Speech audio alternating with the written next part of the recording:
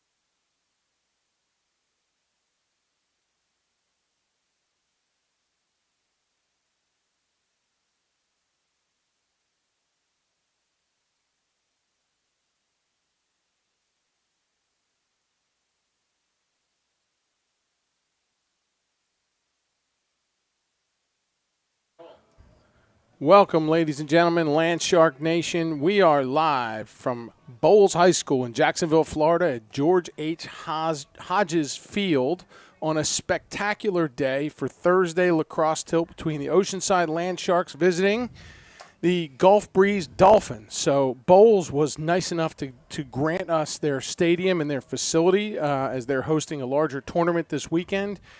So it gives us a neutral site and a magnificent site. We are in some amazing accommodations here. The coach to my right, Christopher Harrison, and Marina, that's your wife. That is my wife. We thank her, too, for everything to get this set up. But Angie Gregory, who is normally to my left, is now to my right on her trusty tripod that she hauled 800 miles or however far we are to bring here for this. We're in a booth, ladies and gentlemen, so we'll have a little different acoustics tonight. There'll be no wind noise in here. There will be no bugs in here. Coach, welcome. We are 90210 style here, Tony, right? I mean, we've got the aquatic facility, beautiful Spanish architecture. And as Angie pans around, I mean, you just what a magnificent facility as she gets settled in on the camera. This is going to be an exciting day. Like I said, a beautiful venue. Our Sharks rolled in here, and we're on a win streak. So at some point we have to talk about lacrosse. Yeah, we got to stop talking about beautiful Florida. Yeah. So we're on a win streak, and our Sharks are having a great run here. And this is the exclamation point on a busy week. So we started on Monday, by just absolutely throttling Hilton Head. And then we trucked down here this morning. The boys left at like 9:30 this morning, came down here on the OCA Express by Coastal Motor Coach, our school sponsor for transportation. And we enter into this tilt against – don't know a ton about Gulf Breeze, Coach. Gulf Breeze 10-1. I don't know the class of opponent they've been playing, but Florida lacrosse tends to be a competitive type. So I presume we'll have a good game here today. Our understanding is that Gulf Breeze may be missing a few players, but don't really think that matters when you look at the size of this roster. They've got plenty of guys that can fill in. Yeah, it looks like watching them warm up. I mean, it's a good sized team, decent sized roster. We're carrying a little extra personnel here this year, so Gulf Breeze looks to be sharp. Our Sharks are wearing their beautiful blue tank uniforms, which love that with the white numbers. Bowles. Going to do that a lot today because we're at Bowles. Gulf Breeze is in all white with similar light blue helmets. We're winding down here. I think we're going to do the anthem here, Coach, and then we're going to get back right out to live lacrosse. So welcome to the broadcast, ladies and gentlemen.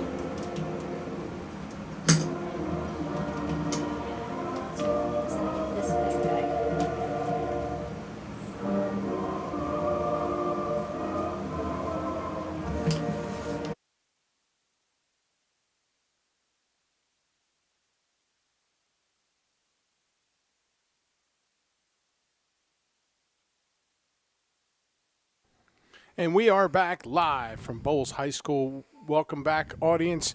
Everyone in Mount Pleasant that's visiting us at home. The team has traveled well. We're here, obviously, with the Gregorys because Angie's here and the Harrisons here.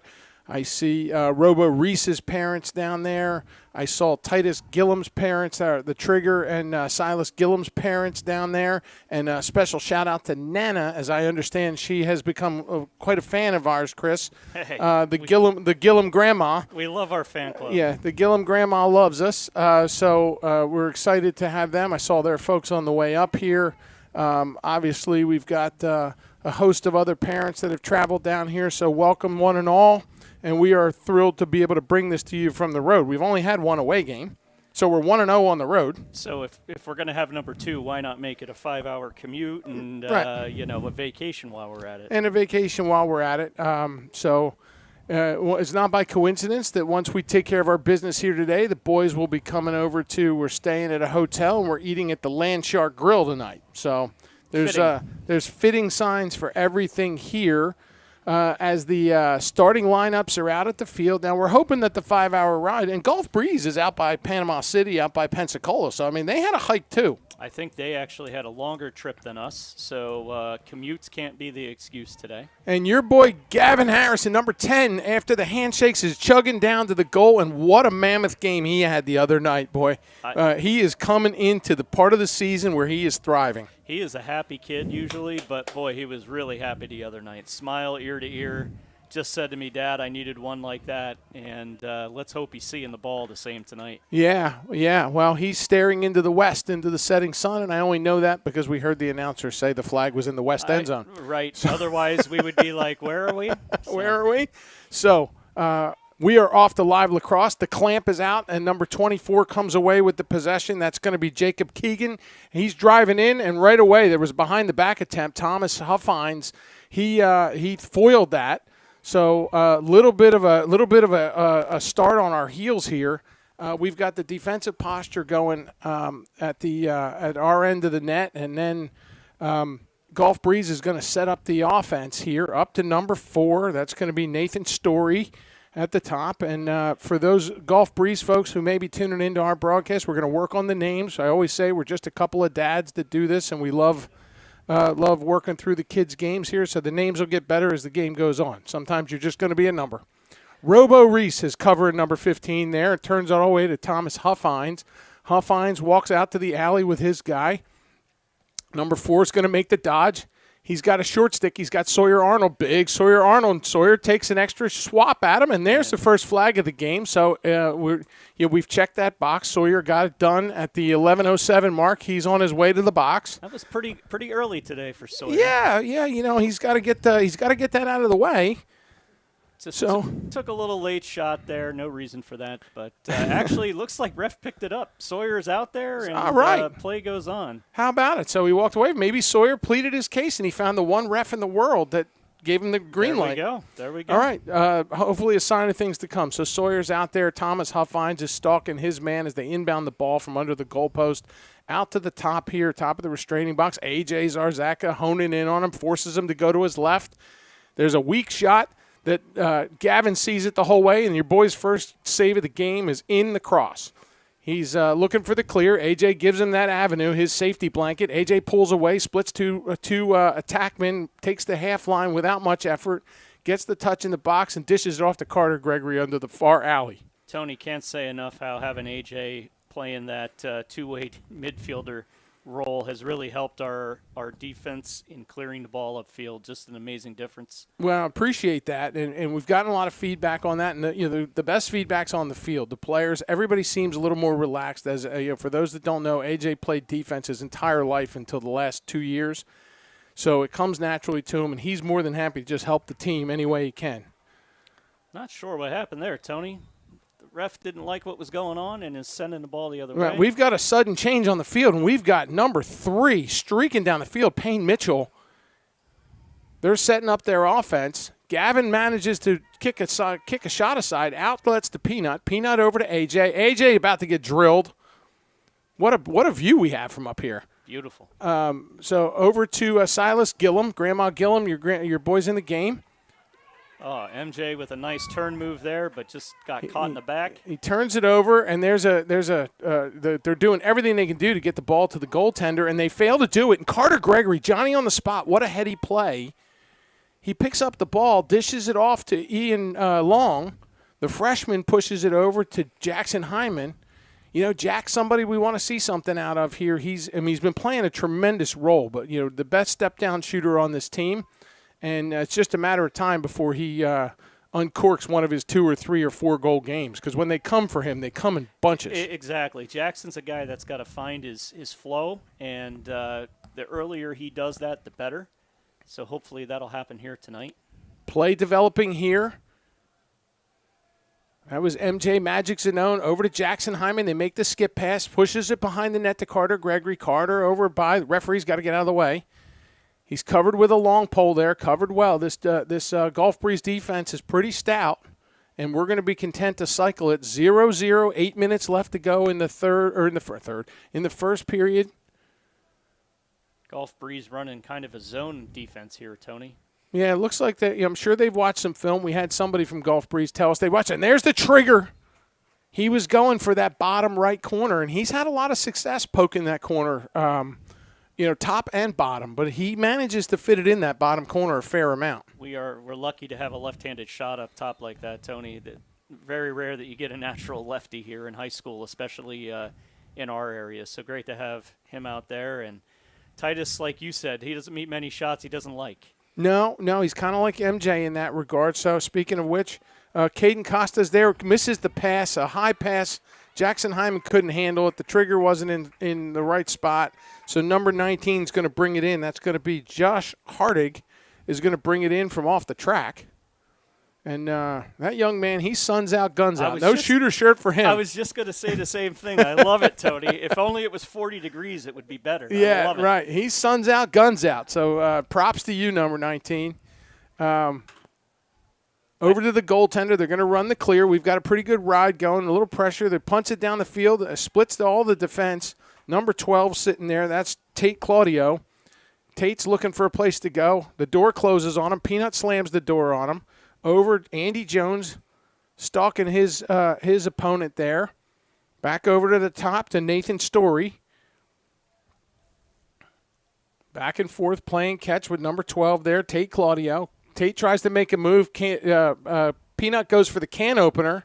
Almost had the angle on him, and again, Peanut slams the door on him. He must be so frustrating to play against. Number 9, Ben Kozert.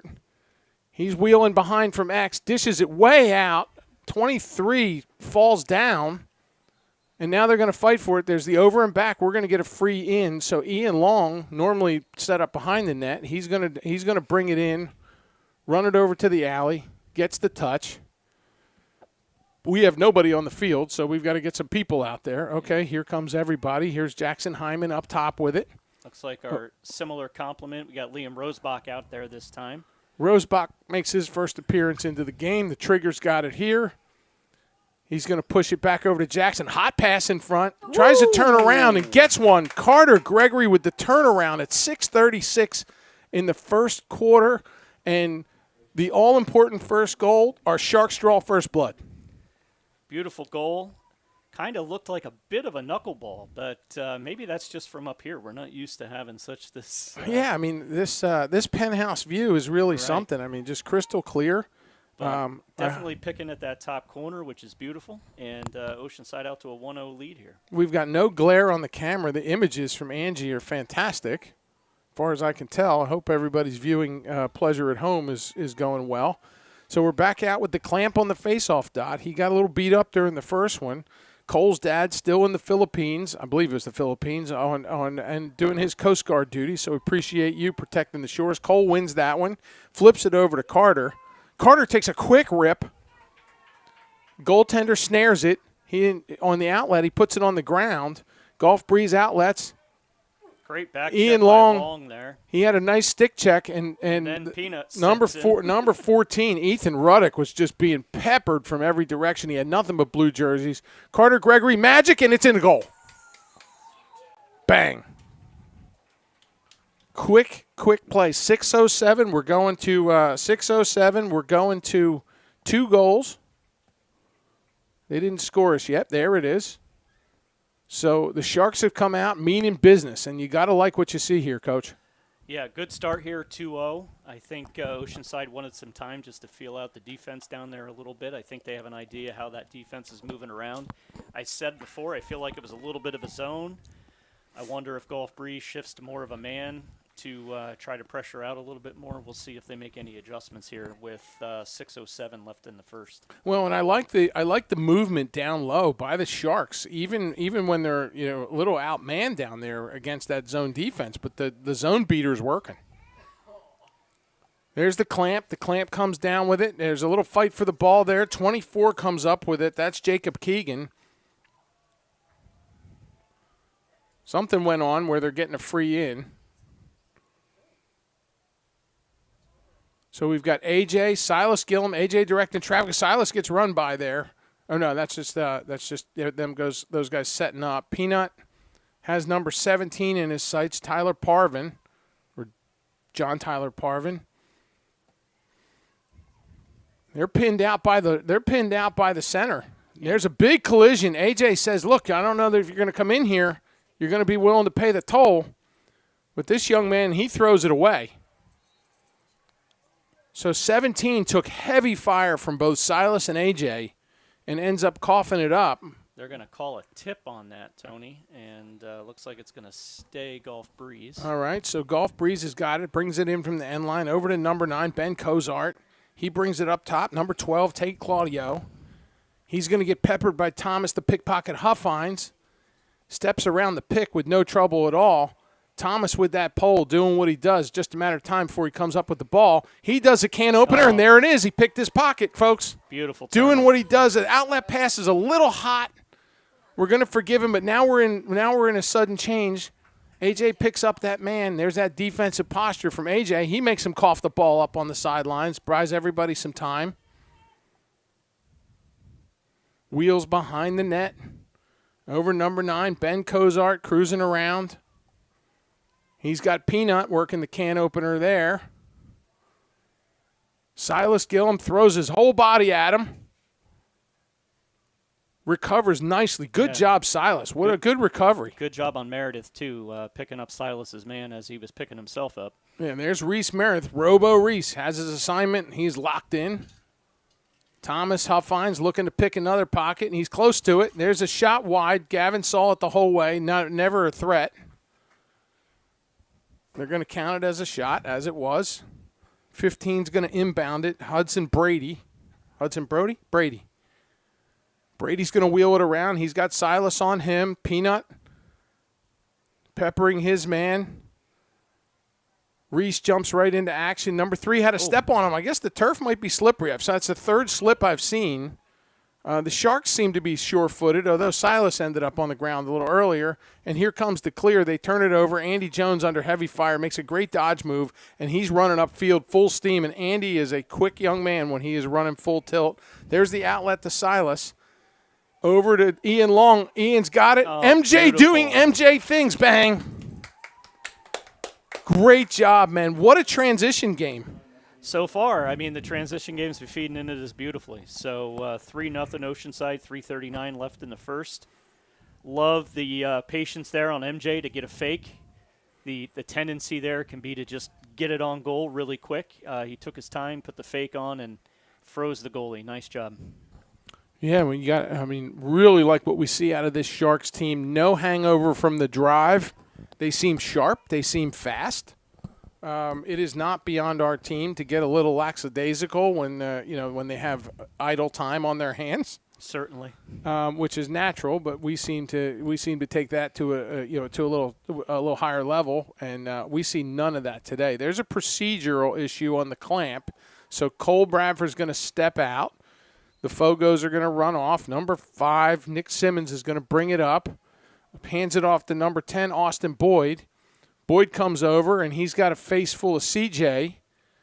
So CJ making his first shift out there, giving everybody a little bit of a break. Doing a nice Kim job. Kerr on the short stick midi.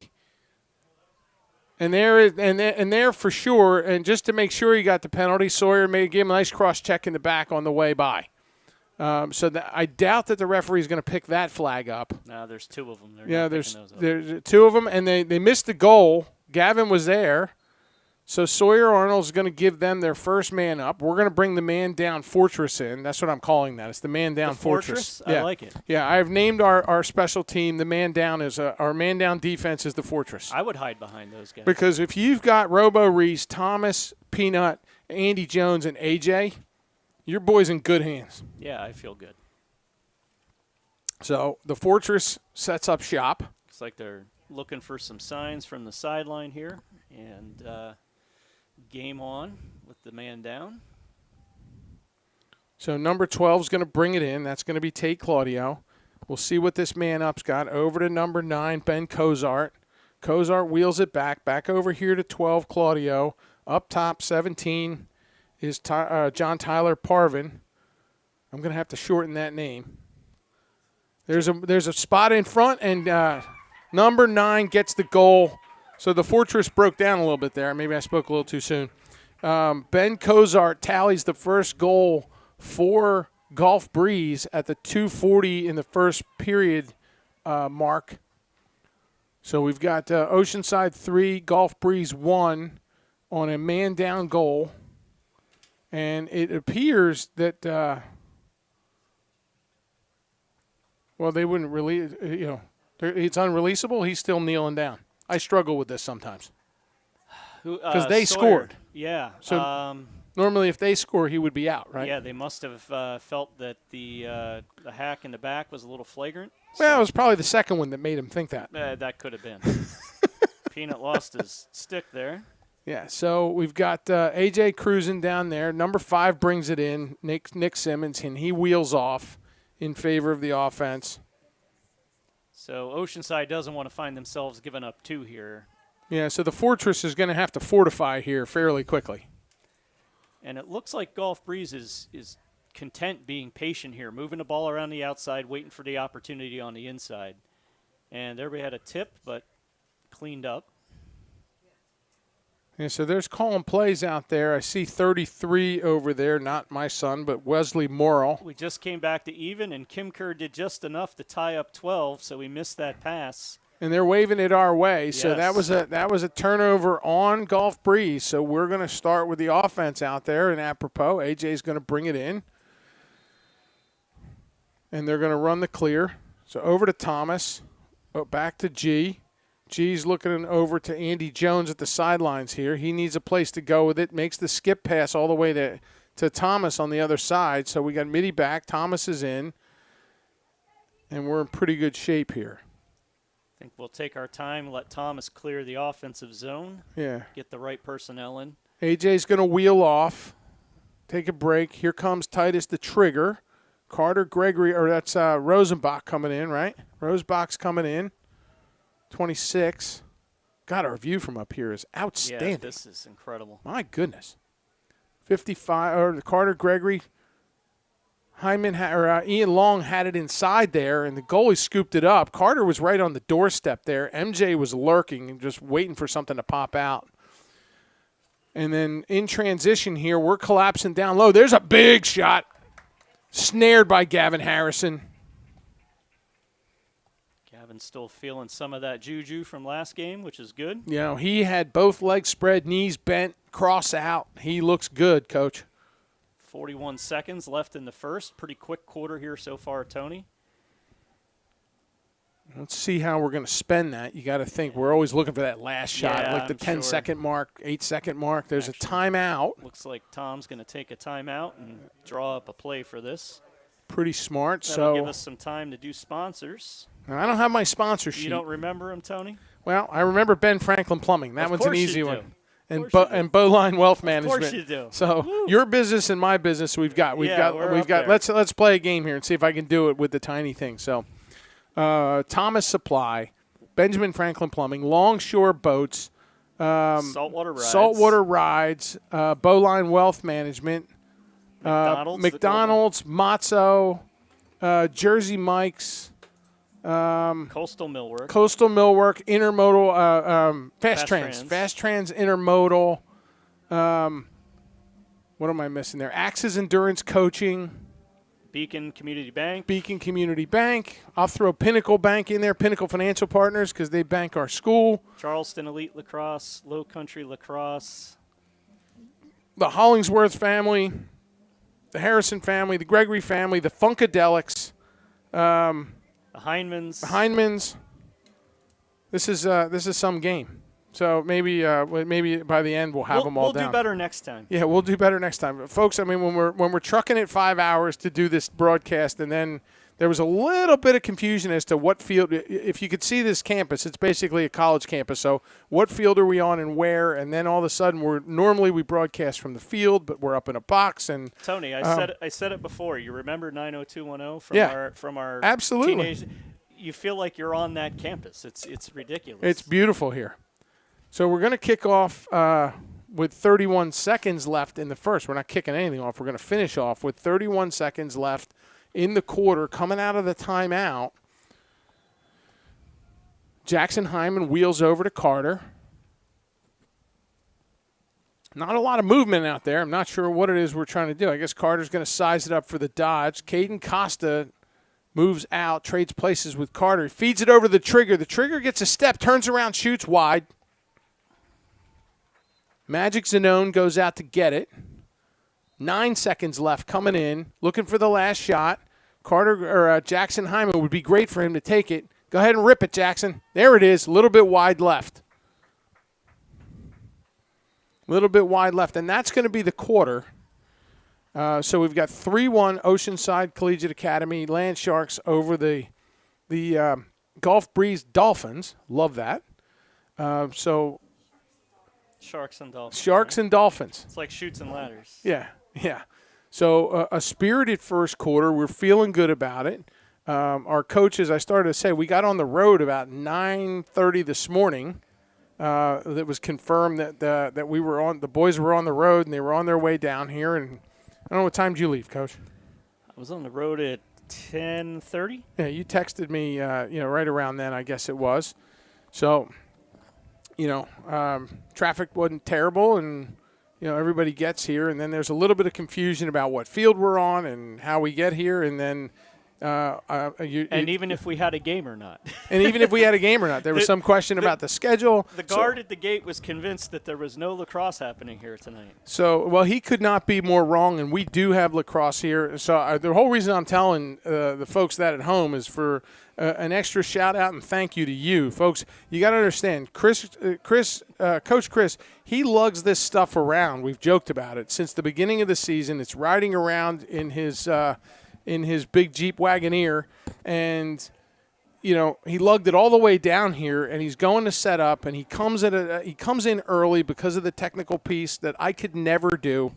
I'm good at unhooking it and coiling up wires, and that's about the extent of it. And I carry the box to the car at the end of the telecast. But the frustration, I'm sure, was real. So special thanks to you for keeping your cool here today. And so that we can bring this to all of our families in Mount Pleasant. You did a good job bringing me down a notch, Tony. Well, I do my best. You do the best you can with what you got. Exactly. So here we are, second quarter, 3-1 lead at George H. Hodges Field. Beautiful day. Stiff breeze to the west, only because we were told that's the west. That's right. It's the west. And Angie is to our west, dancing and grooving with the camera. My beautiful bride, Jean Marie, and Ryan Hollingsworth to my left. We've got guests in the booth, the VIP suite. We're feeling good about it. The clamp is on the dot, and there's the whistle. Clamp's going to fight it out. There's a pop, goes right to Peanut. I don't know if that was intended. And there's AJ streaking down the field. He's looking to dish. He's got Zanone on the crease. Zanone had it in his sights. What a good feed from AJ, and Zanone had it and put it right on his ankles. Tough shot to save. Yeah, that was quick, and that's what we want. So AJ's going to thump off there. Caden Costa's going to lumber on in. Carter Gregory on the near side here. Squared up, back up top to Jackson Hyman. Jackson over to the trigger. Back to Jackson at the top. Over to Carter on the near side. The Sharks are surveying. There's Carter, makes a dodge to the left. Feeds it inside, and Ian Long couldn't handle the pass. There's a scrum for the ball. Nobody seems to want it. And then the Dolphins come away with it. Sun's out, guns out, running up the field. He's going to run into Peanut at some point here very soon, but he's got CJ giving him the business. I'm sorry, folks. I was having a tough time with the numbers. I almost called it Andy Jones, but I felt like there was another one out there. There's Andy on the point. AJ back out there to play a little bit of defensive middie. Oceanside pressuring out there a little bit, but now it looks like they're collapsing back in. AJ testing the water out there. He's not afraid. He runs off to the right.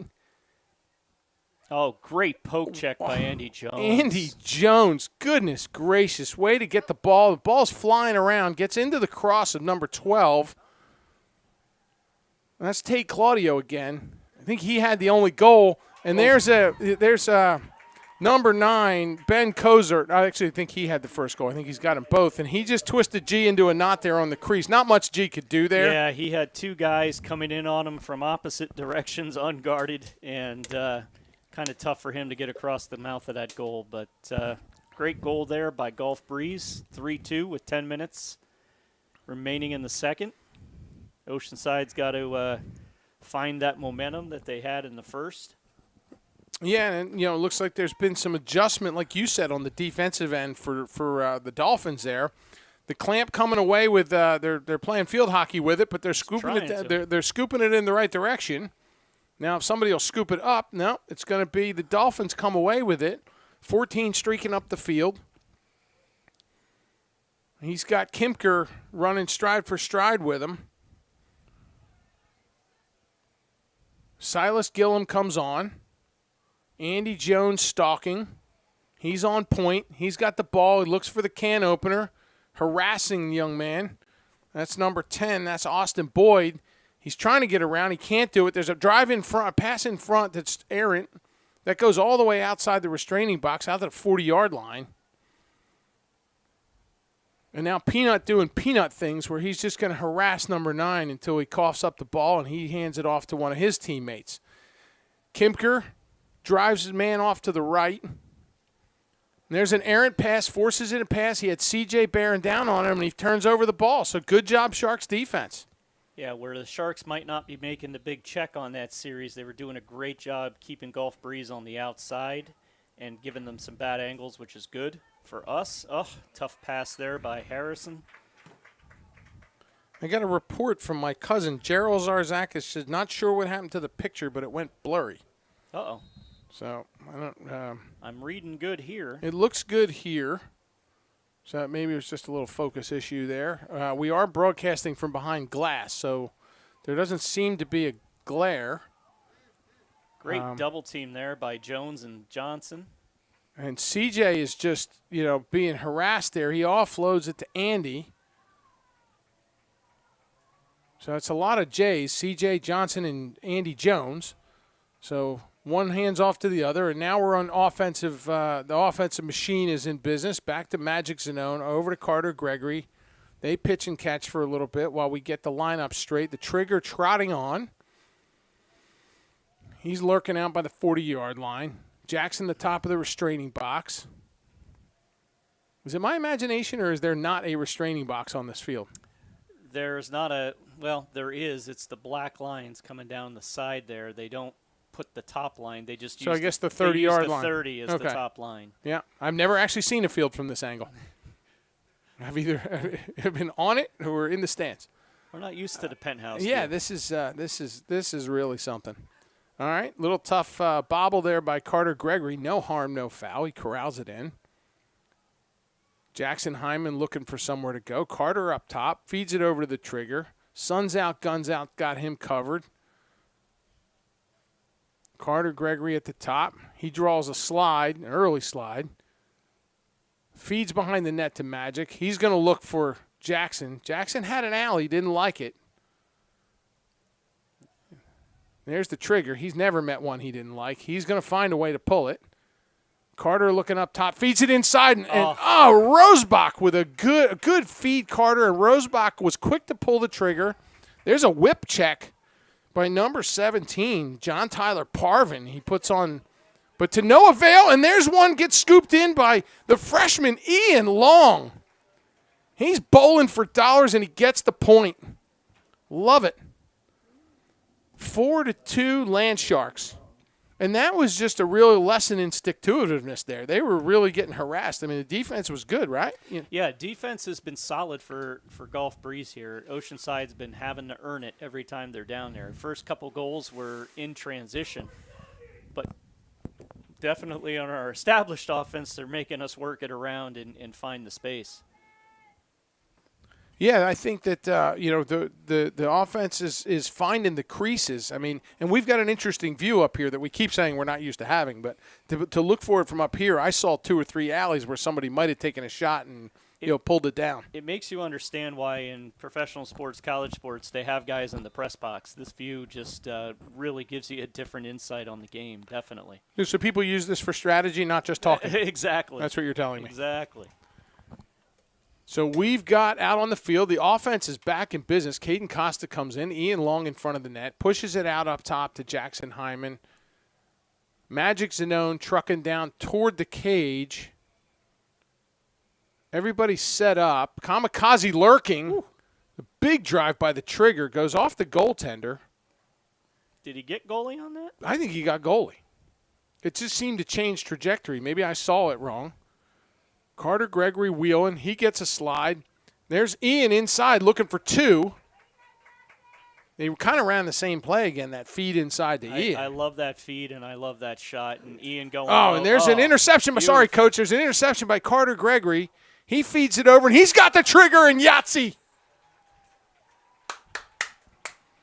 Outstanding work in transition. An interception by Carter Gregory, feeds it back to the trigger, and bang. Tony, I'm going to say one of the things I think when you look year to year now, since we're in our 4th year with the program, I think the ride this year has really picked up for Oceanside. They seem to be more aggressive, more tenacious. I don't know if that's a coaching change or just the personnel they have out there, but great to see them creating opportunities. Yeah, I think that kind of pressure from the attack side of things, and this is a different look on the attack than what we've had. We've got the Gillum boys transferred in from another school. Ian is a freshman, and Carter Gregory, he came with the furniture. He's always been around. So you've got that kind of talent out there, and it's just a different energy. You're right. We always say Ian plays older than he is. The kid just very mature in his positioning and his IQ on the field. 100%. 100%. And Ian gets this opportunity because of the injury to Brody Hollingsworth, our boy Broman, who is going to be back soon. And Brody's been coaching this young man because Brody's one of the more heady and cerebral players you're going to find. And he's really been charged with the development of Ian Long. As I understand it, at the field level, there's a big drive by the trigger wide. So Brody's been kind of charged by the coaching staff to say, hey, he goes to every practice, he's at everything, and talking to Ryan and Jamie Hollingsworth, his parents, he's kind of taking that coach's role, and I think he's letting the young man know, you're keeping my seat warm there. It's not yours forever, but while you're in there, this is a tremendous opportunity, and the lights aren't too bright, and there's a pass inside. There's a big drive, and Gavin Harrison says, you want me on that wall. You need me on that wall. I love it. Gavin eats it up and snares. That's a good eat, as they would say, Coach. Yeah, good save there by Harrison. He was lined up and made the first shooter kind of turn to the middle and ate up the second one. Let's see here if Gulf Breeze can set up their offense. CJ just creating all kinds of havoc over there. Beautifully done. He gets the turnover. Is that CJ? Yeah, that is CJ. Yeah, that was CJ. It's always tough with 1 and 11. So CJ's been working hard over the last few weeks to get his groove back. CJ took a lot of heavy fire during those first 5 games, and I think he got a little dinged up, not more emotionally and mentally than physically. But again, these young guys, they don't have a true appreciation for the schedule that we played early on. Whew. And this week, just another indicator. 4 games in 6 days. Oh, dear God. It's lacrosse season. So we are set up, and I'm going to finish that thought about Brody in a minute. I didn't forget, but we're set up here in the offensive end. There's a penalty for something. That's going to be too many men on Gulf Coast or Gulf Breeze. All right. So they're going to keep them out there since they already got penalized. Yeah. The more the merrier. We'll see if we can make something happen. Yeah. So we're chugging it around. There's not a lot of real estate because there's a lot of Gulf Breeze guys out there. Somehow, Ian Long, there's another penalty. And I can't tell exactly what the call's going to be. So we're going to definitely have the too many men. And let's see. The referees are having a chat with number 3. That's Payne Mitchell out there, it's a senior. Borderline caucus almost. It's not quite a caucus, more of a conference. They, I guess they settled it. Now the referee's giving some direction as to where we're going to come in. All right, so we're going to be 2 men up. So we've got the 2-man crew out there, 2 men up. This is definitely an opportunity Oceanside needs to take advantage of. Yeah, I mean, this is not one of those must-score moments, but it's pretty strong that we should score. So the offense is out there rolling, chugging around in a clockwise motion.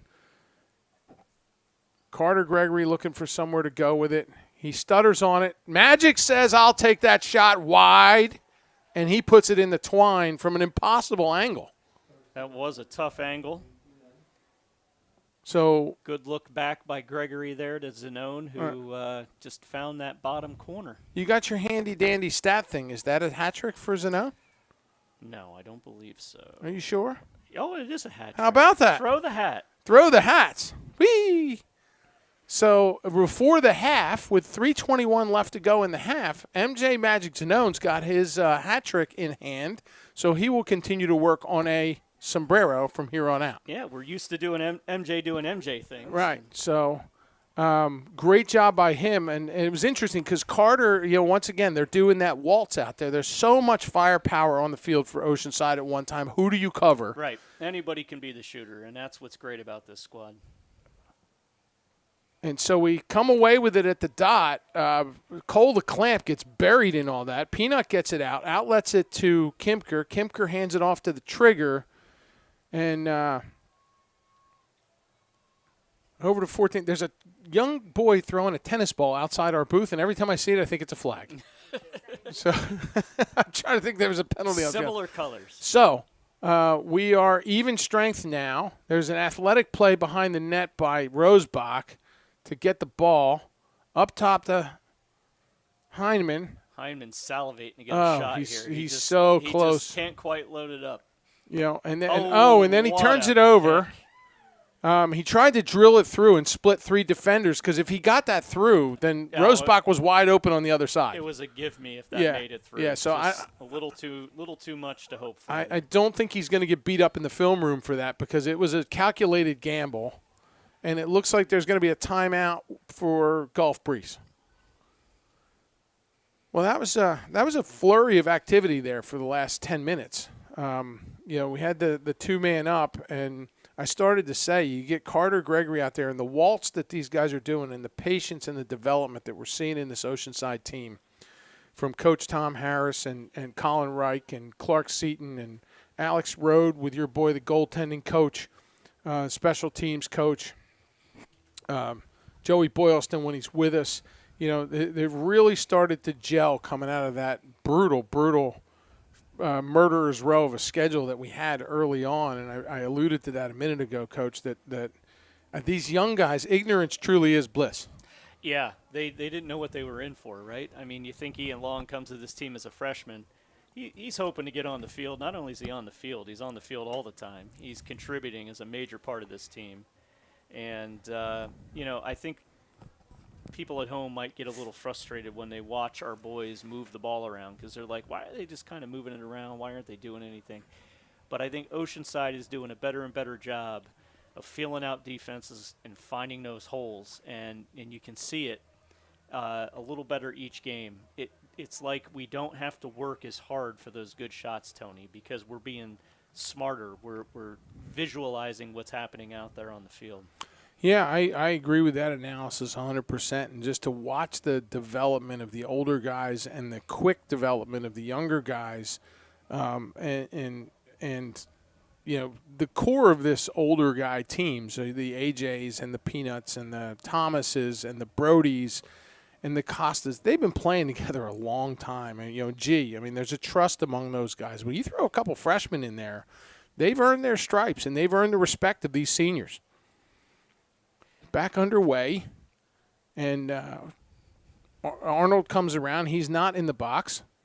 So I keep wanting to call him Carson. Sawyer Arnold's out there. His older brother, Carson, plays football for the Citadel. Of course, a shout-out to the Arnold family and the Titanic athletes that they produce. Robo Reese, he's got his eyes on number 12. He tries to look inside, doesn't get him. He tries to push one on Gavin, and Gavin said, I'm not having that. Great job on the defense, really now taking that angle away. Tried to come around, turn the corner on AJ. He wasn't having it. There's a feed behind the net to X. Gavin got eyes on. AJ's on point. He's got the ball. Young man coming around. Wheels it out to the other 33. Thomas Huffines closes the door on him. Sawyer Arnold out top here. Sawyer gives a guy a shot. Wasn't enough in the back to draw a flag, so that's good. For CJ on the other side. CJ gets beat to the inside there, but no harm, no foul. Now the guy's got another shot at it. Yeah, CJ got turned there, Coach. I don't know that Gavin could have done a whole lot about that. Yeah, the guy did a loop-de-loop on CJ there and got enough space to get his hands free and snuck one over Harrison. He's not happy. I think he should have had that. But we're at 1:02 left, 6-3 lead for Oceanside. Yeah, so I mean, we've got the lead here. We're playing pretty well. We've got to avoid those sloppy breakdowns, and that's the stuff I would assume that Coach Harris is going to want to talk about at the halftime. So, guys, I mean, every goal is going to matter here. This game could come down to it, and you don't want to get lackadaisical on the defensive end of the field and give up a cheap one and hang Gavin out to dry, and then all of a sudden, you can't get. Now we're in a dogfight. Yeah, Warding called on Cole there. Not sure that I saw it.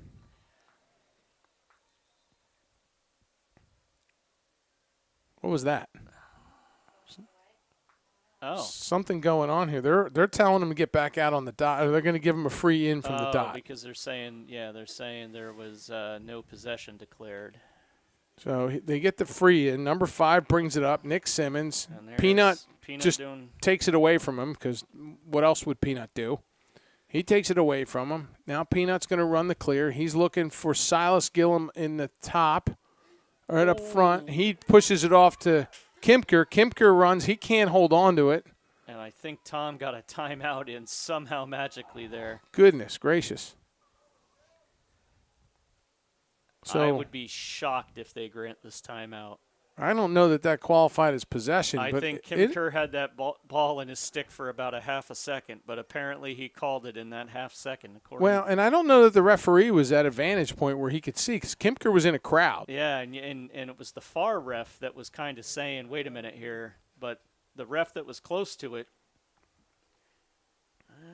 Well, nonetheless, it's a timeout. And we're not in South Carolina. They're not South Carolina refs. No, can't blame us. Can't hear that. No. We've heard that before. Yeah, that is not a hometown call, but it must have been a quick powwow over there because the Sharks have broken the huddle already. They know what they want to do. Well, that was a purely save your guy on the field timeout right there. Yeah, because Kimker was under he was taking heavy shrapnel there. Yes. He got tossed a hospital pass and did his best to keep himself from going there. So let's see what we got. Looks like our regular armaments on offense here, Tony.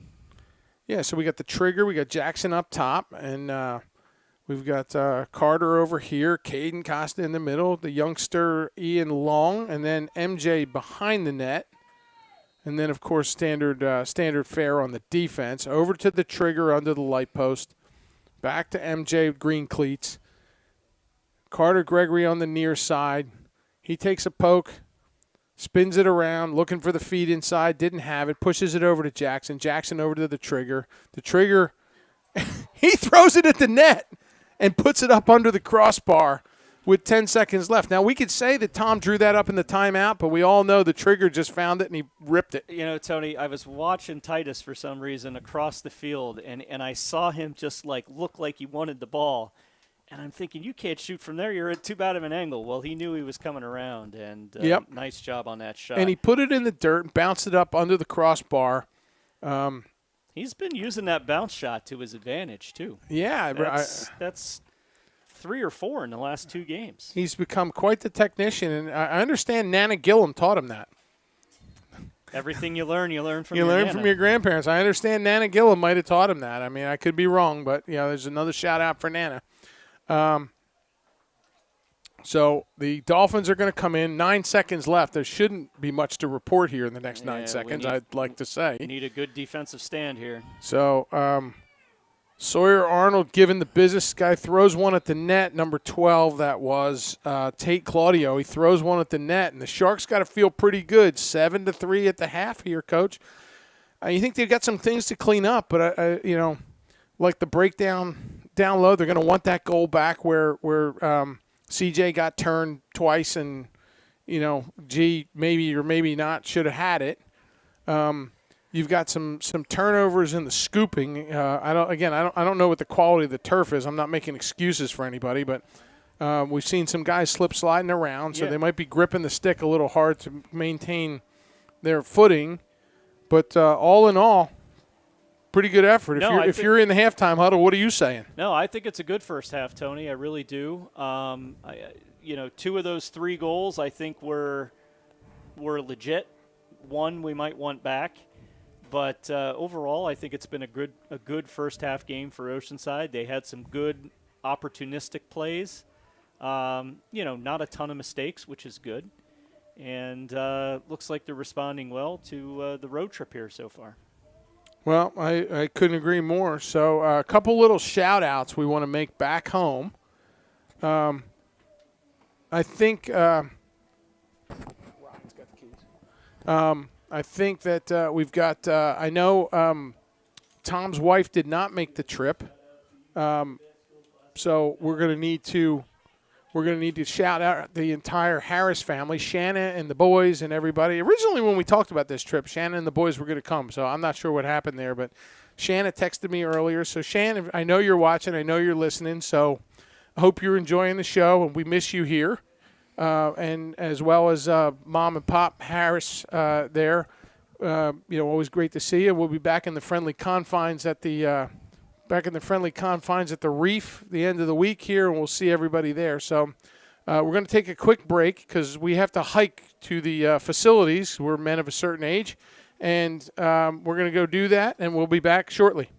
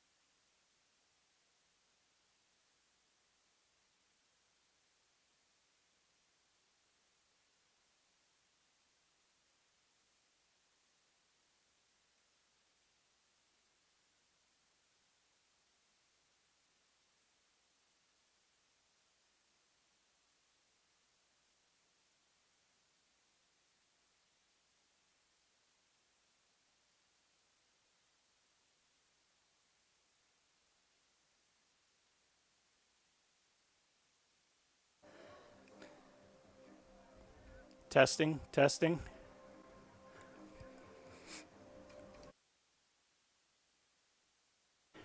Testing, testing, 1, 2.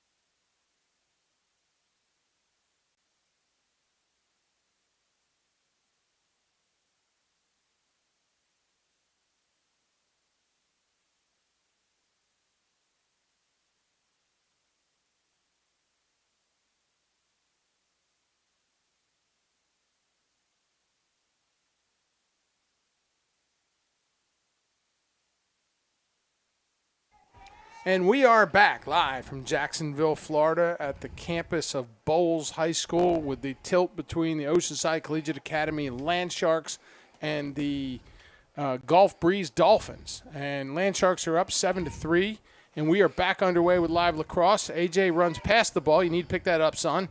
Now he fights for it. Peanut Seaton comes away with it, pushes it back to Thomas Huffines, and we got a bunch of whistles. It'll be a turnover. We were offside, something of that nature, not sure what. Anyway, some sort of procedure issue. Maybe a push. Thomas Huffines closes in on number 9, Ben Kozert. 12 comes in, tries to run by Sawyer Arnold. He's not having it. Hands him off to Andy Jones behind the net.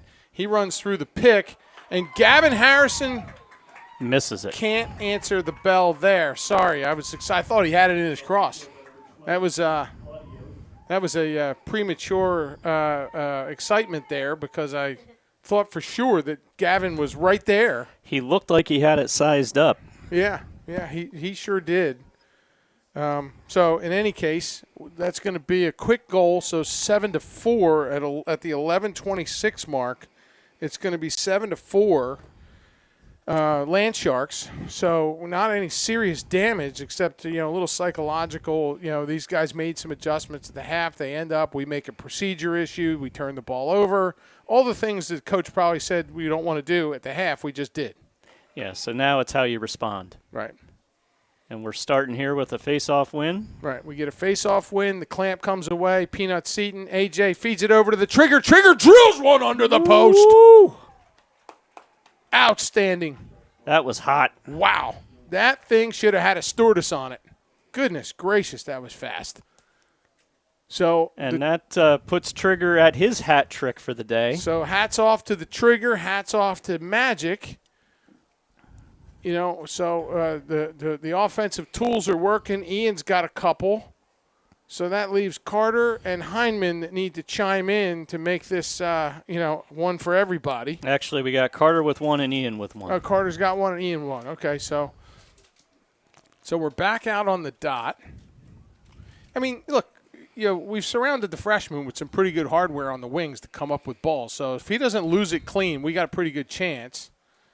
Or we just have a procedure issue, and someday somebody will have to explain to me the finer points of fogoing, because I don't know how that happens. I don't know if he moved, if he twitched, did he breathe, did he say something about the kid's mother, what happens to make that occur? That's a twitch. That's a twitch. Okay, so no twitching. Peanut just twitched a guy inside out, and he still has the ball, amazingly. Hands it off to 15. That young man's he's on the turf under the goalpost. He's been peanutized and pressed into a Mr. Peanut can. Ball's out. Peanut's very good at sending messages. Yeah, he made that one loud and clear. So the battle of the 33s. AJ makes him give way. Bounce shot. Gavin saw it the whole way, and it bounced over the goal. So it's going to come in from the corner with the Dolphins. They're going to bring it up. Back to number 9, Cozart. He's got number 4 up top. That's Story. Pushes it over to 17 is Parvin. Parvin falls down. The Dolphins are having a little trouble with their footing on the turf, particularly at this end. Almost again. He did again. He flips it. He falls down. He flips it over and feeds him to Sawyer Arnold. There's a flag, and it's probably going to be on Andy Jones. I don't know that that's going to be on Sawyer. I think Sawyer got the push, and Andy was in the neighborhood. Yeah, Sawyer's taking the walk of shame. That young man's putting himself back together, and Sawyer will go to where he rests a couple times a contest. Tony, I remember you joking. It looks like some of these guys wear ballet shoes out there. Maybe that's the problem with the sticking to this turf. Just not enough of an aggressive cleat. Who knows? Yeah, I think it's an interesting thing. We had a long debate about turf cleats. It was last night or the night before. I forget who I was talking to with the family, but I think some of that has to do with the fear of knee injuries, where the turf doesn't give the way grass does, so the shoe gives. And that's why you see these things are built like bedroom slippers. So there's a lot of give in those shoes. But if you have slippery turf, there's nothing that prevents that from happening. I know my daughter's been debating shoes forever with the turf, and she's gone with more of a turf shoe than she has a cleat lately, and has had some success with that. But again, I think it's depends on the field you're on, and obviously we don't know what Bowles' field is like, and these guys aren't in a position to have 6 different pairs of cleats in their bag. Yeah, and that's who it was. I was at the girls' game. Oceanside girls beat up on two tough Ohio teams. So shout out to the girls' team at Oceanside. We'll get back to that in a minute. We've got live lacrosse to talk about. So Thomas Huffines, and you got 17. Parvin coming in from the more whistles. All right, so there's a timeout, so we can talk about the girls. So Coach Ashley and the girls' team, they've only dropped 2 contests all year this year. They lost to the 2 North Carolina teams, to Providence Day and to Weddington. So I guess there's no shame if those are your only 2 losses. But the girls are playing great. Of course, behind the goaltending of Sadie Bell, and we got to talk about this a little bit because we're going to do the senior night game. So I got to exercise this a little bit. I'm looking forward to it. Yeah. So behind the goaltending of Sadie Bell, which is powerful, and then none other than Tegan Scott. I mean, you can't say enough about the Clemson commit. she makes that game fun to watch because you don't know what she's going to do next. I mean, it's kind of like watching Carter out there where she just had a write-up on USA Lacrosse as being highlighted as one of the players to watch in the South. Pretty impressive to see a local product get that kind of write-up, and obviously when you see the work that girl puts in, she deserves everything she gets. Absolutely, whether it's on the basketball court or on the lacrosse field. She just is in the classroom too. And in the classroom, she's just a tremendous student athlete. And but then you get Caden Clark, and you get I forget who Borst. I'm kind of going through the names in my head. Lila Jane Finlayson. You've got Hayes, Gianna Hayes. Really a good crew of girls out there. Strong senior class and a lot of good, strong underclassmen. So we're back to live lacrosse here in Florida. Golf Breeze is wheeling it around. Almost an interception there by CJ. There's a low shot, low to high, wide to the right. Gavin seemed to see it the whole way. No panic in your boy. Nice job by CJ there. Just taking that step forward, drove number 12 to the right, and he lost the angle. That was a very heady play. And there's Thomas being the pickpocket as usual. He got his pocket picked back, but we're still going to come away with it. So when it's not Thomas, it's Peanut Seaton. Peanut's ripping down, and he is not afraid to shoot the ball, though he'll give way to Carter Gregory in the offensive zone here. 9 minutes in the third quarter here, clicking down. Over to the trigger. We're waiting for offense to get on the field. Come on, boys. Yeah, and Oceanside wants to burn up this penalty, which I believe they have now. So now we just need to get our armament on the field. So we kill the penalty successfully. Costa, Hyman, Carter, Magic, Trigger, Ian. Is that all of them? I think you got them all. I think that's all. Okay. So all the ducks are in a row. There's a risky pass there. It was a little light there coming from Hyman. We want to thank his mother, Melissa Hyman. She's back at the hotel making sure these boys have something to eat and everything is starched and pressed. So, she's like a drill sergeant. We can't thank her enough, Melissa, for what you're doing. Well, Tony, I just got to say, I read the itinerary that was put out there. I know there's a lot of hands involved in this. It takes an army to put all this together. We have an amazing just group of parents, everybody that contributes to this team. Thank you so much. Yeah, couldn't agree more. So I just saw her husband, Mark. And there's a goal. MJ Magic Zanone goes in for number 4 on the day. So as he takes, he's 2 away from a sombrero. It's going to be 9-4 while we're issuing our thank yous. Thank you, MJ. So, boys were flying around the net there, and all of a sudden, he pulls the trigger on it, and we're in, it's pay dirt time. So just to finish that thought real quick before we get to the face-off. So I saw Mark down here, and I said, where's Melissa? And he says, oh, she's back at the hotel. So I hope you're listening, Melissa, and thank you very much for what you're doing. And Marina and Angie and Jean Marie and Ryan Hollingsworth and all the mothers that have just – work tirelessly to make this year great for our seniors and great for the rest of the team and to put a foundation under this support group for the years to come. So thank you. Tony, rumor has it the moms are having a social on Monday. I'm wondering what that's all about. I don't know. I feel like we've been left out. Yeah. I feel like we need to have a dad social on the same day. Yeah, maybe we should. Monday's a strange day to do it, though. It's Tuesday. My bad. It's Tuesday. We're playing lacrosse every other day. So, and there's another goal. MJ, number 6 for MJ Magic Zanone. And wait, is that the sombrero? That is 5, 6. Yeah. Wait. Nope, that's 5. 5. Okay. We're not dancing yet. All right, so it's Cinco before the sombrero. Cinco before the sombrero. So MJ's got something cooking, and he is like 7-Eleven. He's always open in front. So thrilled for him. The boys are doing good. 10-4 all of a sudden. The second half starts, Coach. They come out. We turn the ball over. We did all the things we talked about you shouldn't do. That's probably what they talked about at the half. And what I say, Tony, it's how you respond. How you respond. And we have responded with 3 unanswered goals since that moment.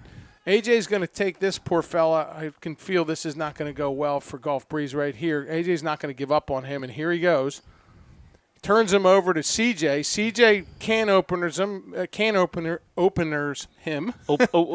Openers. Gives him the can opener, and he coughs up the ball. Now there's whistles. See, we got any comments going, Coach? Let's see what we got going on here. You know, I know you're doing your part-time job. Chris is now, you know, in addition to the production, he's trying to keep stats in real time. So he goes a little quiet. That's because he's looking at three things. Well, we got Nana Johnson and Aunt Wendy as we have a turnover. Go ahead, Tone, take over here. AJ coming through. He pushes it forward to Silas. Silas reaches behind him, grabs it. He goes in, gets the touch, pushes over to Carter Gregory. Carter looks in front, and he drills it. They call no goal. Oh, I think he got it. No, they waved it off. He rattled that off of two posts. It's almost impossible that it didn't cross the plane. But nonetheless, the tightest the trigger just mauled a man on the sidelines. And everybody is fired up. These Land Sharks are wound up today, folks. This second half, they have come out like a house of fire. There's a skip pass over to Rosebach. Rosebach up top to Heineman. Heineman over to the trigger. Back to Carter Gregory behind the net. Over to Rosebach. Rosebach quick up top. This is the second rotation. Trigger's looking. He wheels around to his right. Can't get away from the long pole. Back to Jackson Hyman. Quick over to Rosebach. Rosebach, he's got a pole on him. He backs out. He's begging that pole to come challenge him. Yeah, nothing doing there. That's number 7, Max Brantley, a senior defender. We haven't called his name. Trying to give all the love to all the kids we can, folks, whether they're on our team or theirs. It's great to hear your name on TV. Great group of kids. Jackson Hyman tries to ward it off. No call. Well, he got a little karma there because it hit the dirt anyway. Yep, it goes down. The ride is on. The pressure's coming. Andy Jones takes a swipe at number 3 at Mitchell. Mitchell storming down, and he's got – Gavin closed the door on him. Mitchell almost couldn't handle the pass, and he ran himself out of room. And then this fella comes back, and he ends up with a face full of AJ. Yeah, the pass just took the angle away from him. Gavin had that post locked down, and they are going to decide here to bring it out and establish an offense. Yeah. AJ takes a shot at number 12 here. There's a big rip. Gavin corrals it. There's a big rebound. Rosebach comes away with it. It makes me wonder what's Ian Rosebach doing out there on defense, but he got caught out there, and he makes a heady play, gets it over to Gavin. Gavin's looking for somewhere to go with it. Yeah, I saw that from up here. He throws a pick. He wanted Rosebach for it. Rosebach's out of gas, ducks off the field, and Kimker comes running in for the short stick with a fresh set of legs. I think we had everybody gassed, and that's why everybody was just completely marked up there by the opponent. We really had no one to go to. So Andy Jones is coming. They're going to go for one more. AJ stays out there. Almost a call there. AJ might have tapped a little nugget there, and we'll see. And Gavin Harrison makes the save down low. He gets down on it like Cool in the Gang, and he stops it. It's a great save there, Tony. And there's a penalty coming. So we got to keep this free play here. Make sure we're backed up.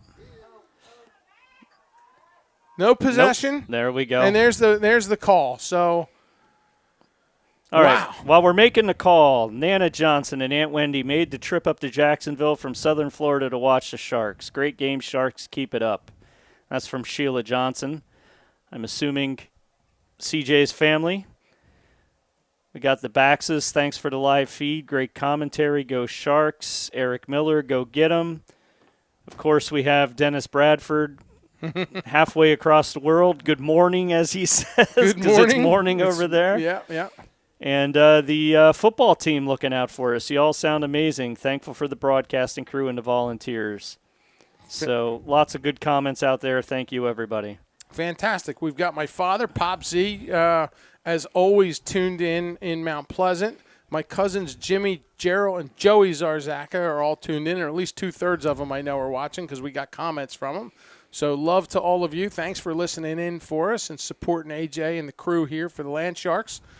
We've got Paul Clifford and some of my Bloomsburg football buddies. There's a drive goes wide. off the goaltender. Some of my Bloomsburg football buddies, Paul Clifford and Glenn McNamee, Chet Hinnicle, some other guys listening that I've heard from, that I get feedback from. So we've got quite the fan base out of state. Anybody from Trucksville watching? My father-in-law, Rick Natman. I'm sure my mother-in-law, Marlene's with him. Shout out to you guys. Yeah. I think I have my niece and nephew, CJ and Lakin, watching in Houston. Miss you guys. Oh, and there's Twine, Coach. What Sorry to interrupt. CJ and Lakin, you guys are good luck charms. You Yes, were last they week, are. and you are this week, because all we did was mention your name. And was it MJ? No, that was Ian. Ian Long gets in for his second of the day as we're doing the shout-outs, and the route is on. The Land Sharks are just going to keep coming. 2:57 to go in the third quarter here. And there's more to go, folks. This Land Shark team is just bearing down offensively on the Dolphins, and they look sharp. Yeah, Tony, this is a different team that came out on the field on day one, and I think we knew that was going to happen because we had some freshmen playing some big roles. Those guys needed to get a little bit of seasoning. And now that we're more than halfway through our season, which is hard to believe, they're getting So Robo Reese gets a turn on him, and who was that? It was 24. Jacob Keegan just rips one, and I don't know if G didn't see it or what have you there, Coach, but that was a laser beam. Yeah, so, that was quick. And it was in transition, so G might want that one back, but again, as I'm talking about the onslaught of Land Shark lacrosse here, the Dolphins said we are not done and we're not going away. So with that, Cole the Clamp comes down, he puts it on the ground, but Titus the Trigger picks it up, and the offense transitions. Peanut comes back and gets onside.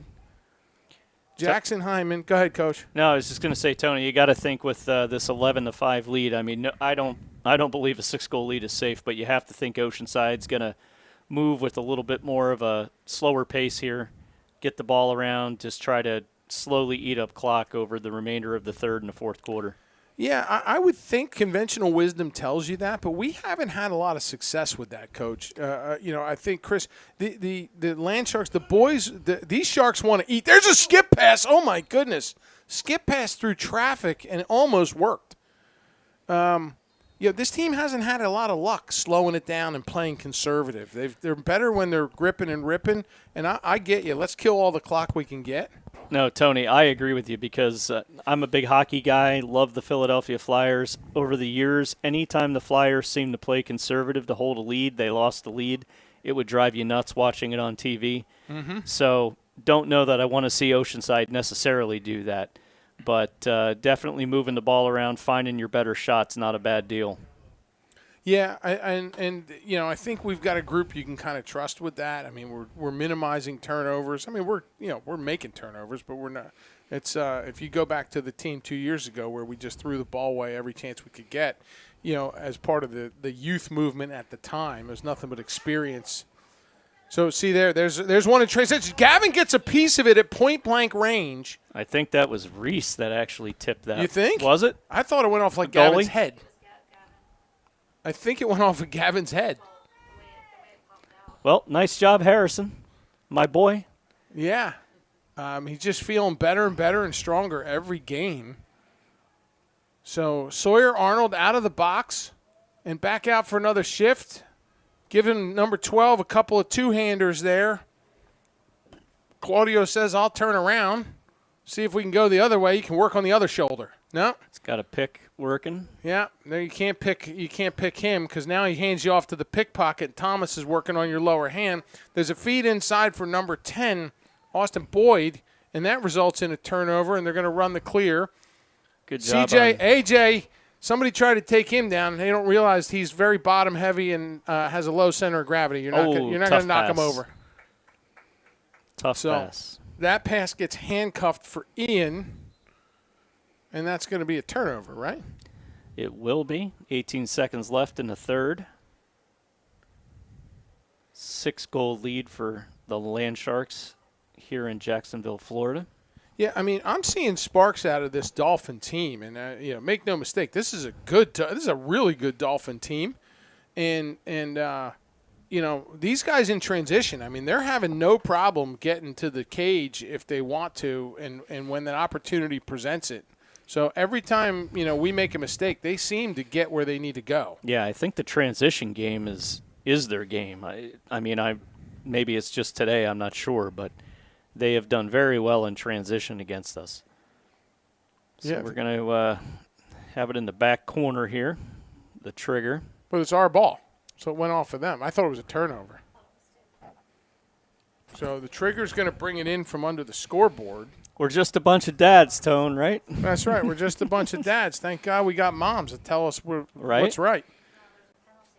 There was a penalty. That's what happened. So we're going to hold it so that we get possession in our own zone here in the fourth. And that's going to be the period. So your score at the end of 3, that felt like a longer period for whatever the reason. Yeah, we had penalties that kind of broke things up a little bit. Yeah, I think that it felt like a little bit of a longer period, a little more of a leisurely pace, but the scoring came fast and furious. Where you've got Zanone working on the doorstep of a sombrero. You've got Ian in for 2. The trigger is just doing, he's just pulling it everywhere he can get. We got some shout-outs here on the message board, Tony. Hayden Daniels, double sevens, chatting from Columbia, South Carolina. Gav's got a higher save percentage than all the Rangers goalies combined. Little hockey reference there for everybody. We got the Woods family checking in from Daniel Island. Thanks, Woodsies. guys. Good to hear from you. Erin Kasabinski, looks like she's giving us applause. I hope that's not the middll finger emoji. Yeah, but, let's hope that's the right fingers. Yeah, I think she's enjoying our broadcast. That's fantastic. We've got Noah Longest. So Noah Longest played for, I'm trying to think of what college. It wasn't Limestone. He played for Lander. And Noah Longest is a young man that I've got to know, played for Lander, graduated a couple years ago, and Noah, if you're listening, here's your shout-out. And he works for Nancy Mace's staff. So Congresswoman Mace hired this young man. Him and I got talking after Oceanside won the state championship for football last year, and we've kind of become friends with lacrosse as a connection. And so somewhere at Mace headquarters in Mount Pleasant, they're watching Oceanside lacrosse. At least that's how I see it. Well, that's good. Representing the district, right? So yeah, so we're representing the district there, and Nancy Mace, hold the line. Megan Hamilton, she said our voice is crisp and the volume is great. Chris sounds like he's away from the mic. Yeah. But that was a while ago. Okay, was that? That was an hour ago. All right, I think we fixed that. I think we fixed that. My Aunt Marie loves our broadcast. Aunt Marie is coming to visit us in a couple of weeks. We're looking forward to seeing that. Love you, Aunt Marie. The Zanones checking in, just saying they couldn't make it, and they thank us for making it easier to miss. So the man-up offense is on the field. High Zanones. Jackson Hyman, he almost pulled the trigger on. He wanted it.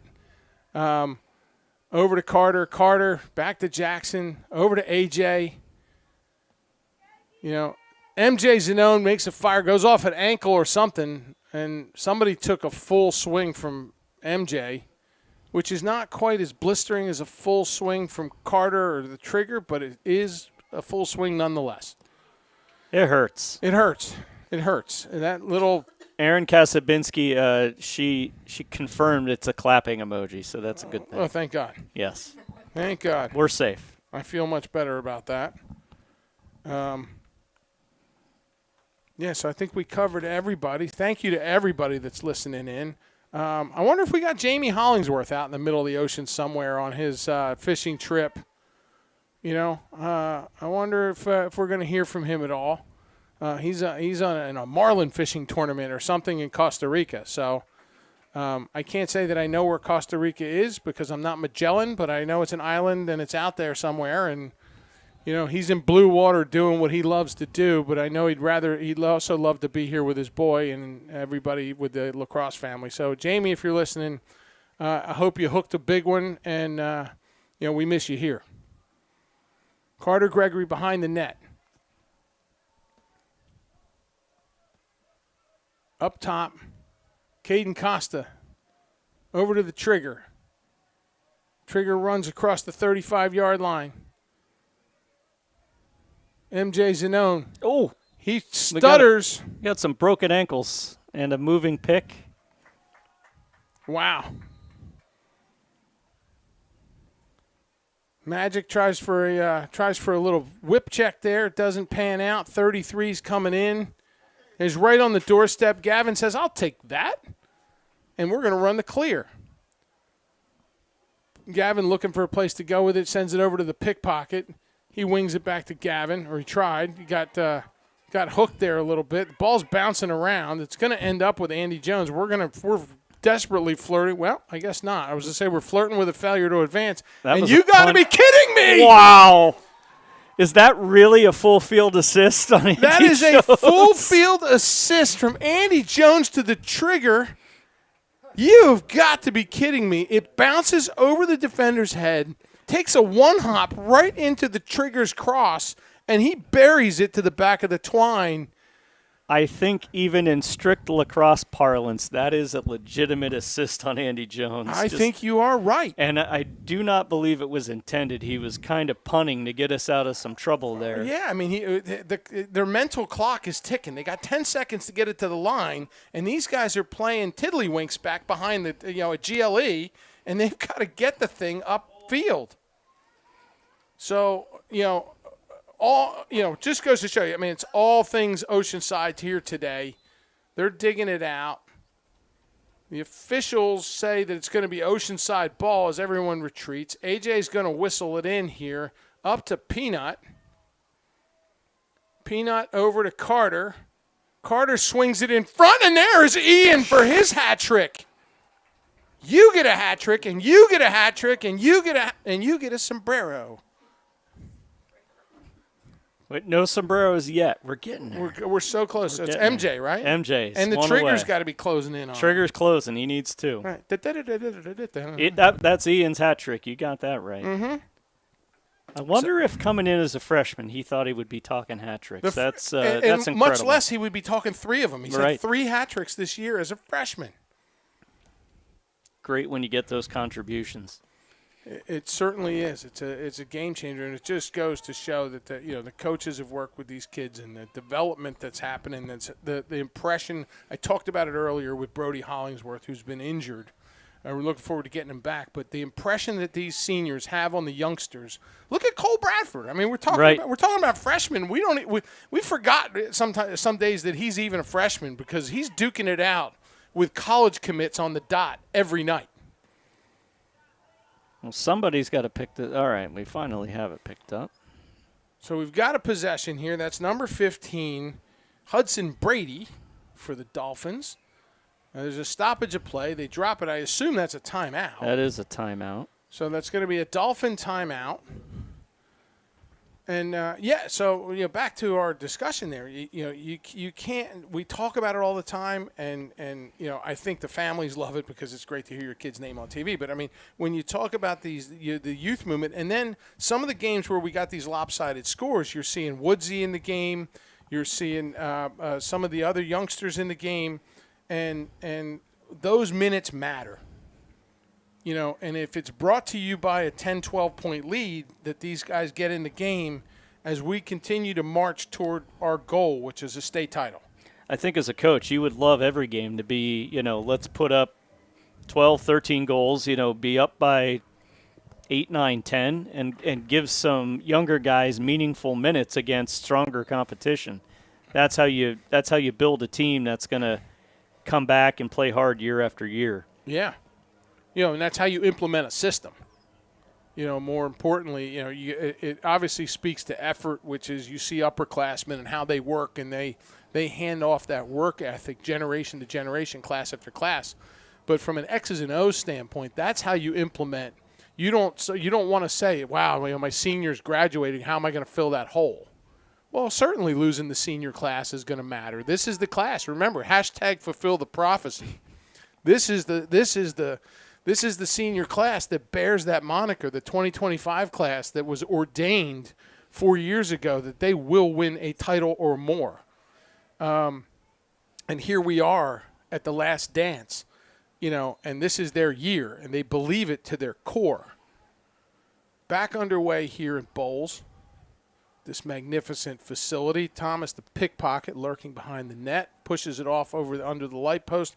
Back up top to Claudio, number 12. He's got Peanut bearing down on him. The pickpocket bearing down behind the net there at X on number 9. Nowhere to go there. There's a shot. Gavin saw it. Don't think he got a piece of it. I think it was just wide. And that's going to be Andy Jones bringing it in. The referee says, hold on a minute there, son. Pushes it over to Gavin. Gavin gets bloodied, and there's the laundry. Gavin Harrison just got plowed, and Andy Jones was not digging it. Gavin looks to be okay. His buddy AJ forever throws his arm around him and says, hey, pal, good hit. Gavin's going to get his breath. AJ Thomas gathered around Peanut going back to check on the goaltender. Robo Reese, obviously all the Sharks rattling around. Clark Seaton lumbering out. Gavin says, get the hell out of here. We're good. Sorry I'm quiet here, everyone. That's your boy. We got to be quiet, but I think you have reason to feel pretty good. He's upright. He looks a little angry, to be honest with you. He's shaking that finger. He's just referee checking in.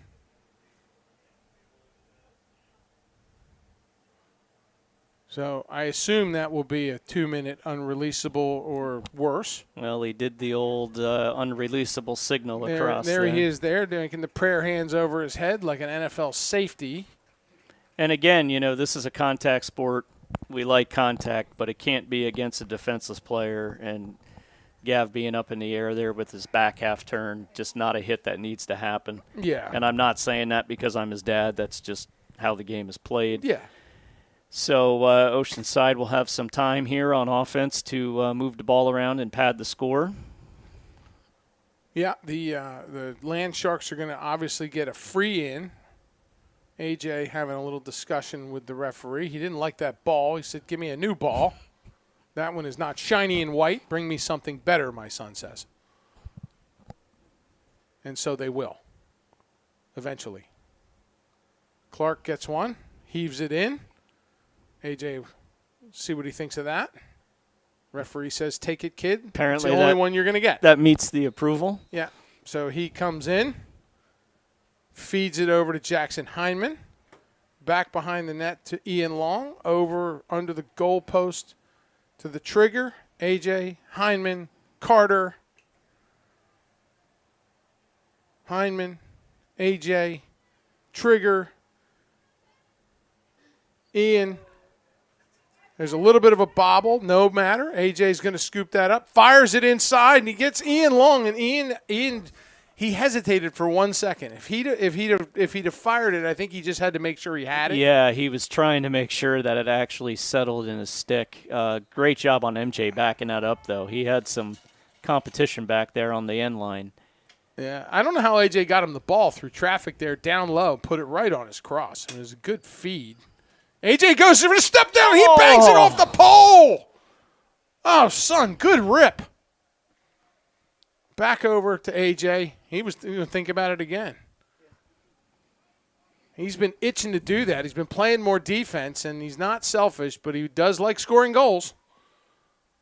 Trigger, Heineman, AJ, inside. What a feed. What a feed. What a feed to Ian Long. That's number 4 for Ian Long. 4 goals for the freshman.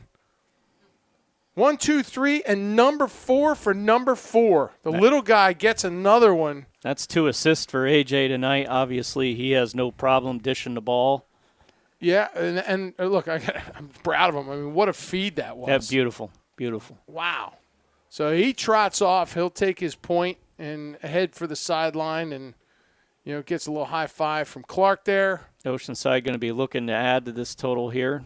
Still man up. 7:36 left in the fourth. 14-5. Oceanside's all Land Sharks in the second half over the Dolphins. There's a kind of a flip there. What a good job by Peanut. He pushes number 21 and just pushed Burano away, out of his way, and picked up the ball, which we've promptly turned over. So the Dolphins are going to bring it in. And they just beat us to the end line on that one. Dolphins are going to bring it in. Goaltender is in Siberia there. He's got Ian Long riding him. Carter backing out. They're giving the goaltender plenty of room. And now here comes Silas Gillum from the defensive midfield position. Andy Jones. And the defensive pressure that we've seen from Oceanside today, save for a couple of fast breaks or where somebody squirted loose, but the overall defensive pressure that we've seen from this Land Shark team has been intense.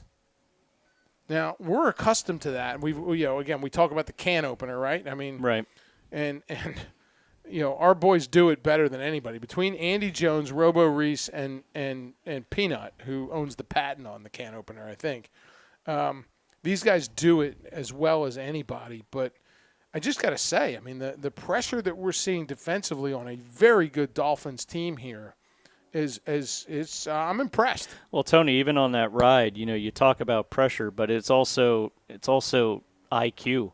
We had basically two guys pressuring on that ride with three guys bringing the ball up, and our guys maintained the right space that they were forcing Gulf Breeze to move that ball back and forth and delay getting it upfield, and then they had to force it upfield because of the time constraints on the failure to advance. So it's not even all about the exciting can opener stuff that we love to talk about and scream about. Sometimes it's just the smart, heady decisions out there that really translate into good defense. Totally. And, so here we are, we're up almost 10 goals here. We're up 9 goals. And, you had mentioned it. What an effort. We had just barely gotten beat to the end line to hustle that ball. So you've got the starters out there, up 9 goals, 6:54 to play, and you're getting that kind of effort. If you're Coach Harris, you can't be anything but happy. Yeah, I think right now, again, and we said it before, this is a different team than I think took the field on day one. You almost feel like this team needed a lump or two to knock them into the right mindset. And with that gauntlet of a schedule we played early, I think it really set us up well for the rest of the season. Yeah, I agree. And I think it was, we talk about that, iron sharpens iron. I mean, the boys had a very difficult time with it. Here comes AJ trucking up the field, looking for somewhere to go with it. He's getting ridden hard. Yes. He bounces off 2 guys. He will not be stopped. He will plow through. He will hand it off to MJ. MJ wanted to shoot it because that's what he likes to do, but decides against it. Pushes it around to the trigger, over to Carter Gregory, up top to back to AJ after Heineman. He pushes it inside. There's MJ. MJ just hurt somebody. And there's Carter Gregory. Look what I found. Raindrops are falling on his head, and he puts it in the net.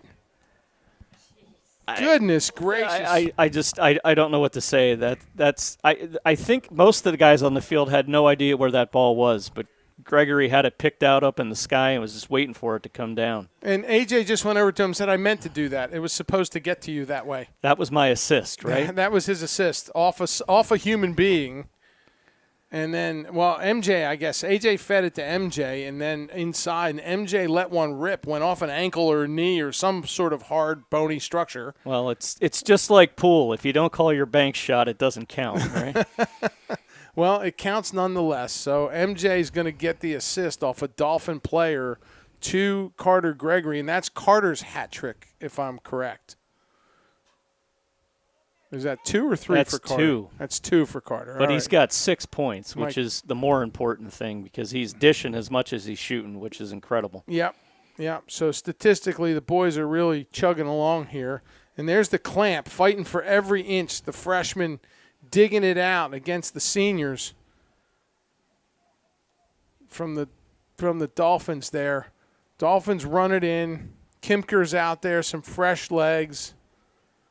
Looks like CJ's out there. Andy, of course. Silas Gillum comes in. So there's a group of younger guys. 5:42 to play, clicking down.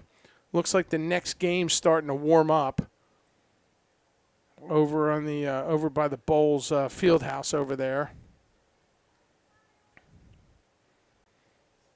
Feeding the ball out in front. More offensive firepower coming on for the Dolphins. Andy Jones. Is that Andy or Peanut? That's Peanut. That's Peanut. Peanut harassing number 15. I was just going to say, he looks as quick as he did in the first minute of the game. Yep. The kid he's an energizer. Yeah, Silas making back checks. He got run by a little bit there. But nonetheless, Thomas picks a pocket because that's what Thomas Huffines does. Pushes it out to Silas. Silas gets the wheels turning. Pushes it up to Andy Jones, who could be thinking pole goal. The kamikaze's got it. He restrains himself inexplicably. Silas takes a big rip from the 30-yard line and turns it over. The goalie snares it.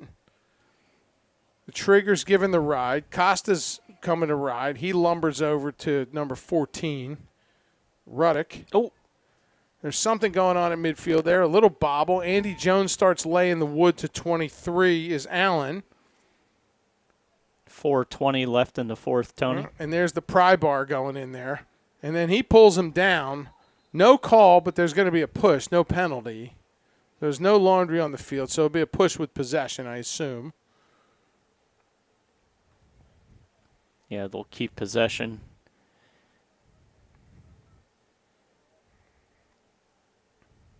And they'll be whistling it in here.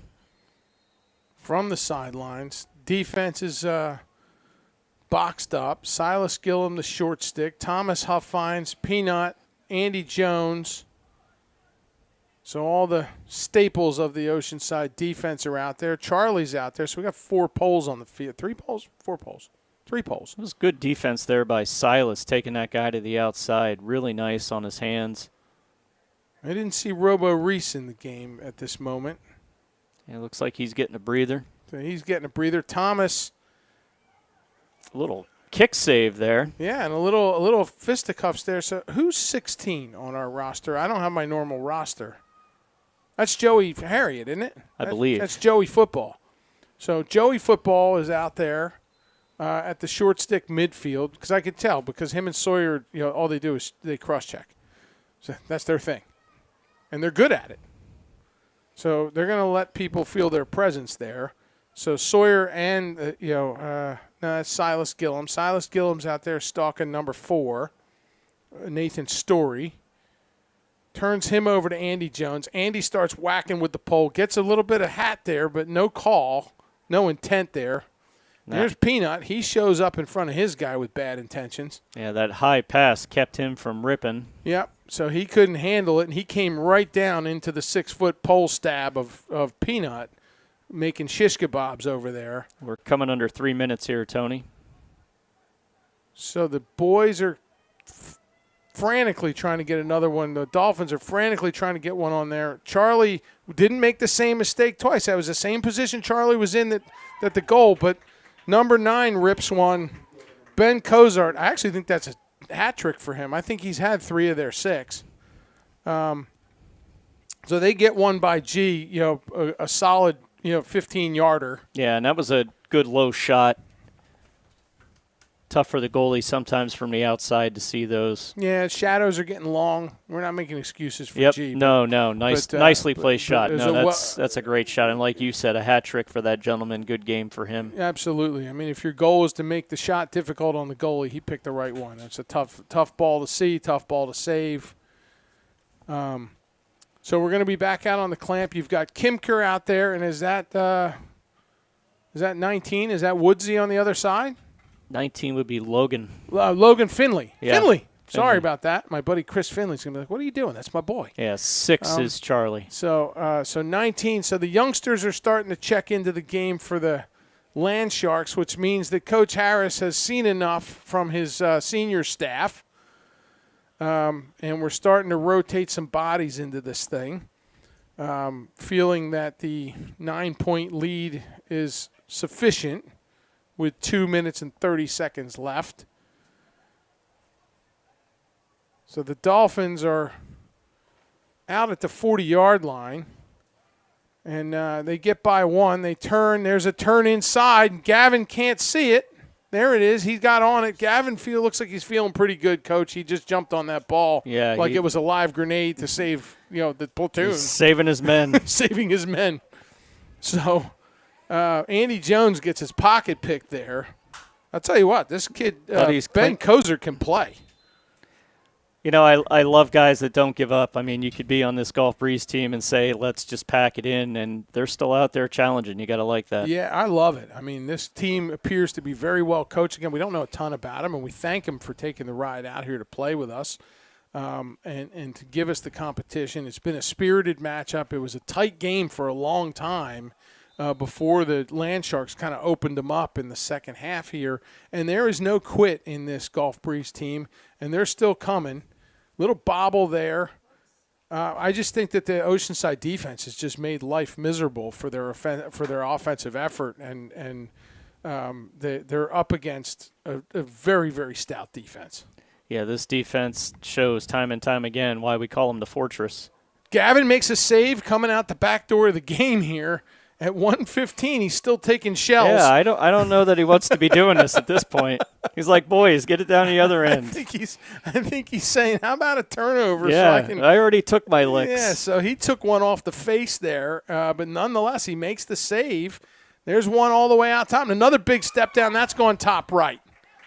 So, just one more, and that's number 4 for that fellow, number 9. That's Ben Kozart again. So that young man is just, he's had 4 of the 7 goals that have gotten past Gavin Harrison today. On how many shots, Coach?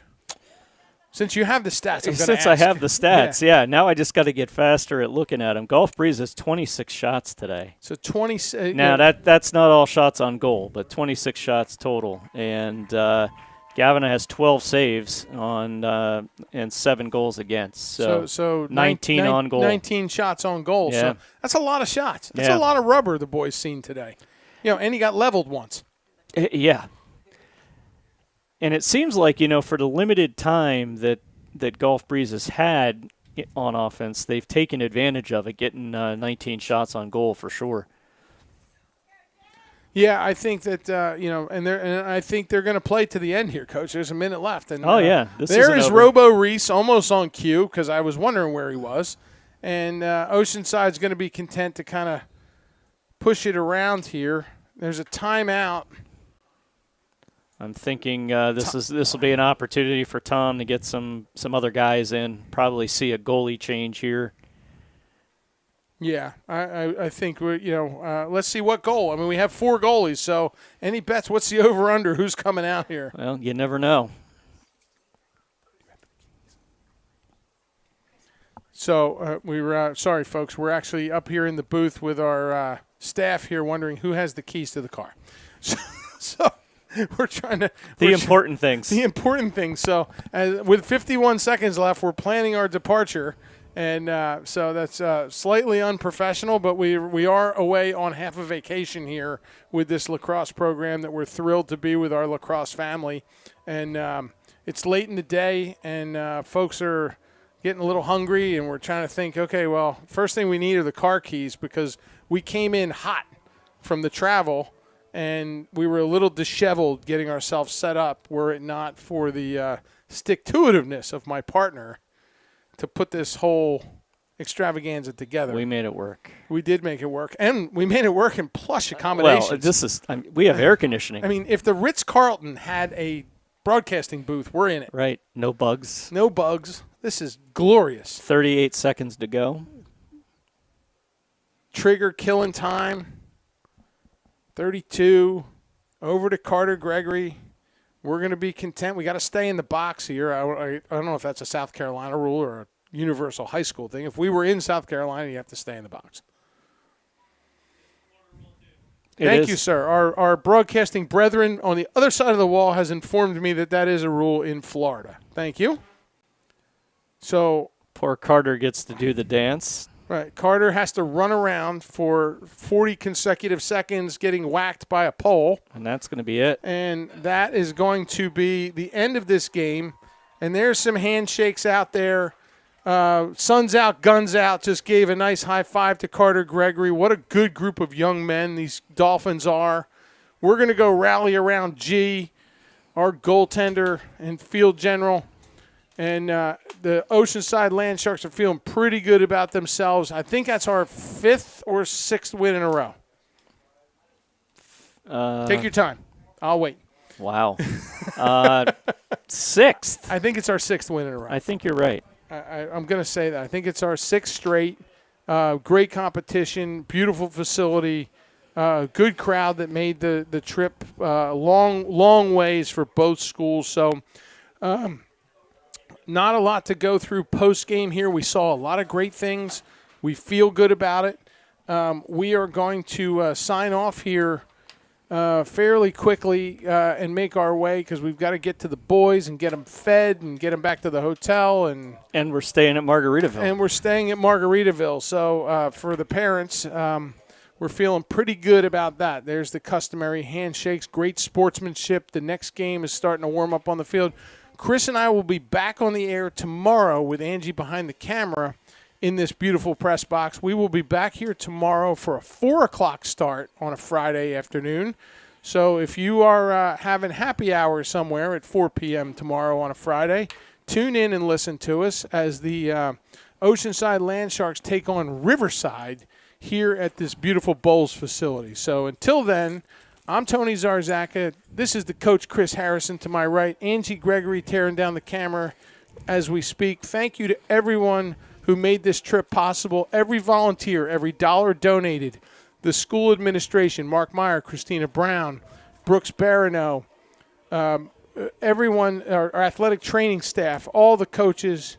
We're having a great time, and we're off to a great start. So until then, Coach. Have a good